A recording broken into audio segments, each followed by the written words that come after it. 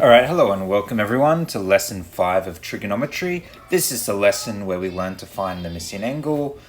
Here's an example on this page of a type of question you'll be asked. So you have two sides, 7 and 10, and trying to find the missing angle, in this case marked theta. Alright, so let's get straight into our notes. So if you haven't yet got your equipment, pause the video. You will need book, pens, calculator.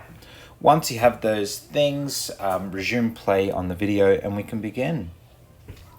Okay, so these are our notes for this particular lesson. If you're trying to find a missing angle in a triangle, these are the steps that you need. So make sure you get the heading and these steps copied into your book. Step 1, you're going to label the sides given. When we say label the sides given, we're referring to, the opposite, adjacent, hypotenuse. Which of the two sides do we have? Step 2, you're then going to write down the trig ratio. Again, once you've got the sides labeled, remember we're then going to look at SOHCAHTOA to work out which trig ratio we need to use for that question, and we write that down. Step 2, I guess, is technically the hardest step. And then step 3, you're going to solve the equation, which, if you hate equation solving, you may be a little fearful at this point, but let me assure you, it's the exact same thing you do every single time. It is the easiest step here. I mean, like, legitimately, step 3 is the easiest step. Step 4 is just typing buttons in a calculator. Seems pretty basic, and yes, it is. Again, just showing how simple step 3 is going to be for us. All right, so hopefully you've got this into your books, and we can get on to our what will be 4 examples in total. By the end of the 4th example, hopefully you will be an expert at this. Find theta to the nearest degree. Theta is just this symbol that we're using for this angle we're trying to find. So I actually copied and pasted that triangle I put on our front page of this lesson. Let's actually start with this one. We want to find the size of this angle here. I'm looking at it, I don't know, just based on the eye, it looks like it might be about, 35 degrees or whatever, 40 degrees. Let's check it out and see how good my diagram actually is.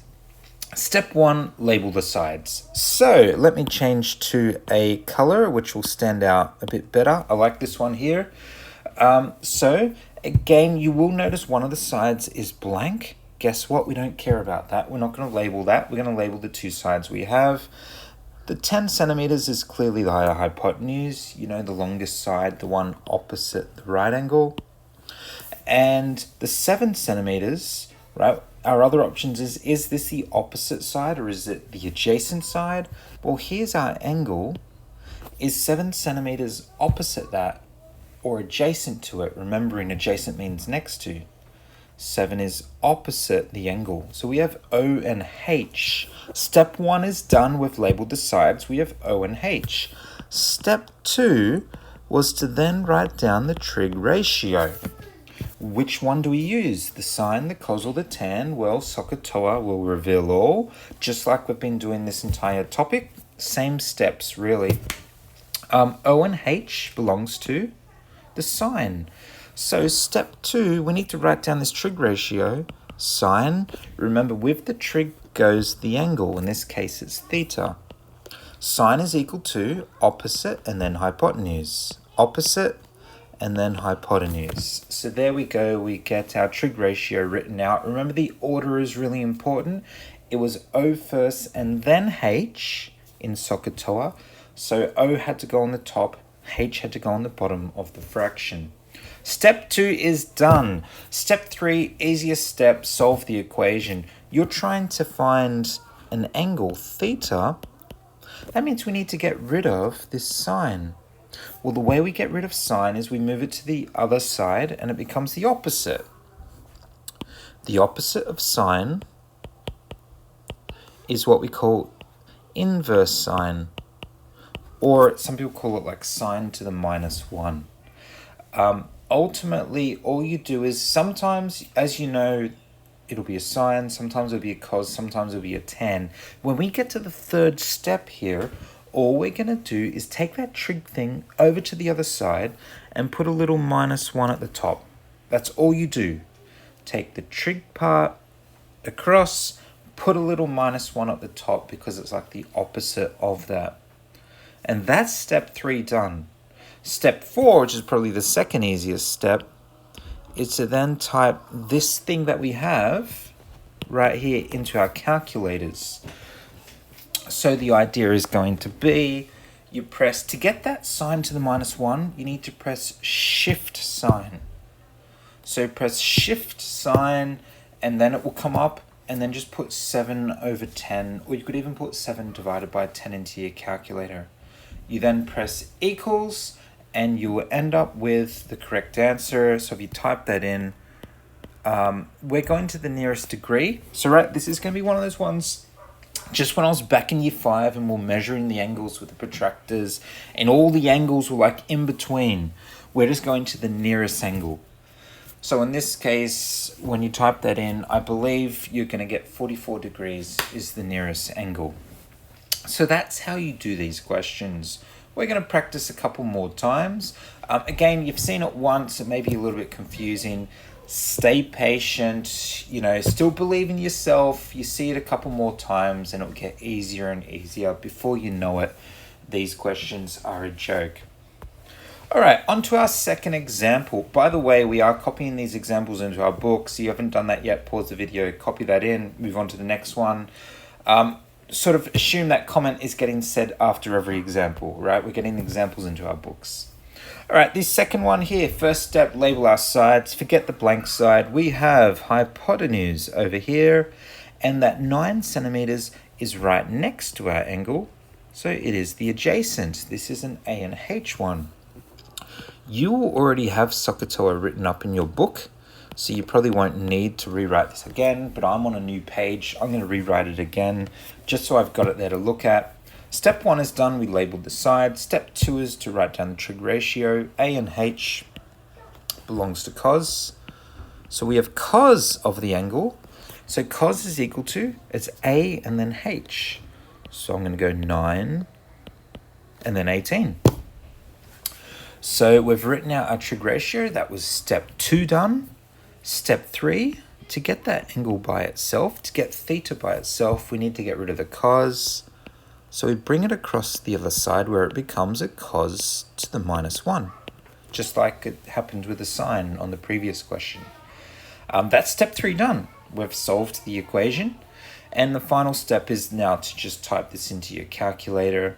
To get cos to the -1, you press on your calculator shift and then cos. And then it will come up with a cos to the -1. You can put in your fraction 9/18. And I believe there's actually a nice answer. If you type that in, I'm pretty sure you're going to get 60 degrees exactly. This is one where it was right bang on the angle.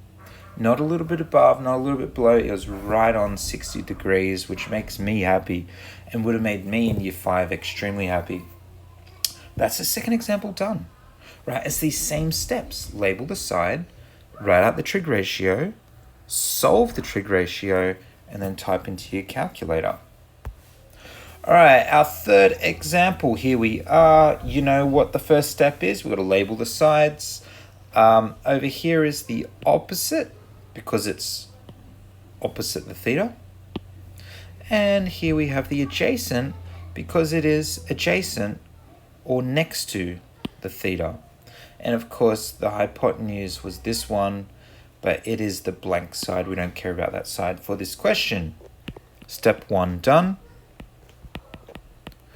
Step 2 is going to be to write out a trig ratio, O and A. We've now got a tan question. Predictably, Sir has done a sine example, a cos example, and now a tan example. So we've got ourselves our trig ratio, so we write it out. Tan of the angle is equal to opposite and then adjacent. Opposite and then adjacent. Step 2 is done. Step 3 is to solve. That means getting the theta by itself, right? We're trying to find theta. We want it by itself so we can, type it in. All that means is we have to take the tan to the other side. It'll become predictably a tan to the -1 of, whatever that fraction was. That is step 3 done. Solving the equation, hopefully you're starting to identify, is super simple at this point. And the final step, which is almost as easy, is just typing some buttons in a calculator, specifically Shift 10, and then put in 10 over 14.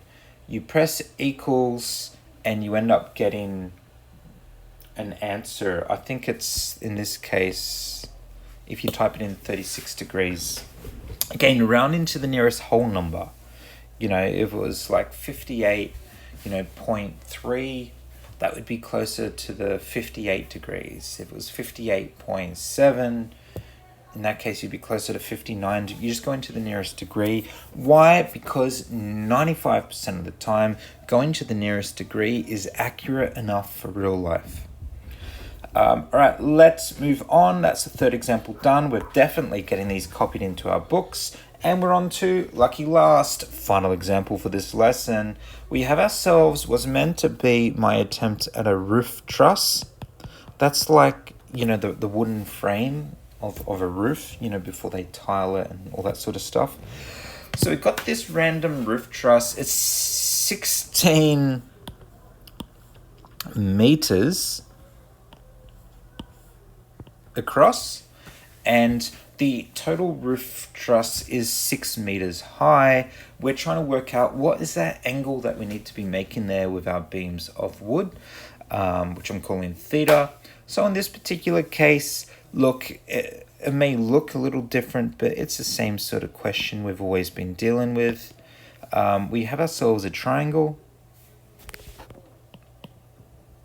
When a question looks different to how we're used to seeing it, rewrite the question in the normal way, and you can just do it like normal, right? Your brain is used to seeing things a certain way, make it look familiar to you.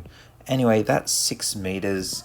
If the whole roof frame is 16 meters across, that means this half will be the 8 meters, right? Hopefully you guys know what I mean when I say that. So all I'm really doing is just looking at this orange part. It's a triangle, just like we've always seen. I'll actually redraw it over here. That's 6, that's 8. We're trying to find this angle. Boy, that wasn't neat. Okay, so you know how to do it. We label the sides. We have the opposite and adjacent. The hypotenuse was the blank side, right? We don't care about that. So O and A, Sokotoa is going to be the tan here. I'll draw it up again. I was almost going to not bother, but you know what? Don't be lazy, sir. Okay, so we've got our Sokotoa, which helps us with the second step, right? That's the whole real point of Sokotoa.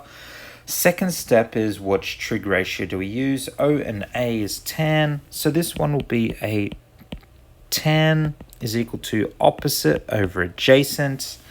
We've got our trig ratio. Let's solve it.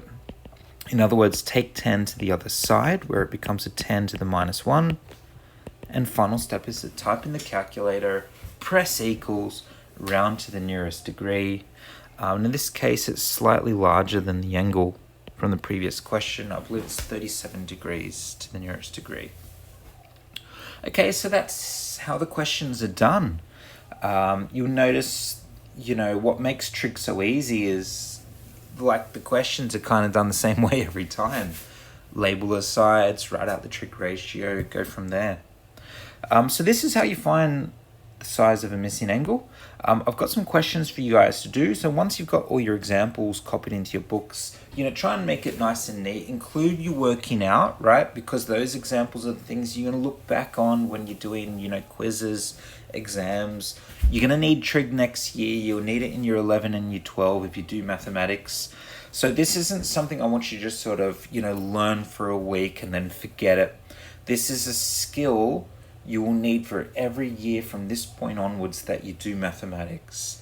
So if you learn your trigonometry, good. If you get competent with it now, it's going to make every other year you do. Every time trig comes up, you're going to be like already halfway there. The only thing to learn will be the new little things and only a few extra things added on top, right? So stay strong with your trig, learn it properly. Have those examples copied in. Here are some questions for you guys to do.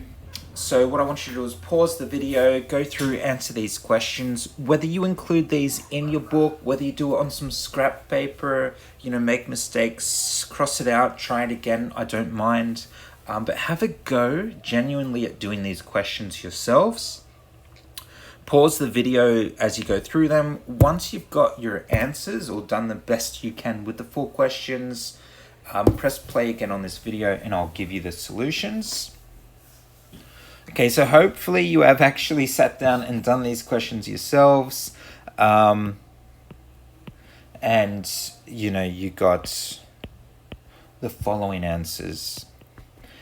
If you did not get these answers or you're not sure how to do it, you still got some questions or any sort of issues, you know what to do. You can leave a question either here in the video or just send questions directly through to me and I'll help you the best I can. All right, for everyone, best of luck, and I'll see you for the next one.